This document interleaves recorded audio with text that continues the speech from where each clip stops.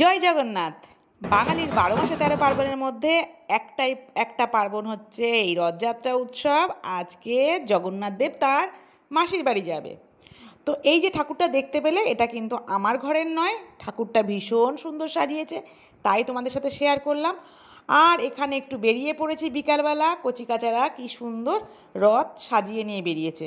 আমাকেও কিন্তু একসময় বেরোতে হতো এরকম কচিকাচাকে নিয়ে, মানে আমার ছানাগুলোকে নিয়ে। এখন এসে শুনি যে রথ নাকি দুটো বেরিয়ে গেছে। মনটা ভীষণ খারাপ, কিন্তু মন খারাপ করতে দেবে না জগন্নাথ দেব। তারপর রথের দই টানলাম, প্রসাদও পেলাম। আমাদের সময় কিন্তু এই রথযাত্রাটা অন্যরকম। একটা খোলা মাঠের মধ্যে একটা বিশাল বড় রথ এনে দাঁড় করানো হতো।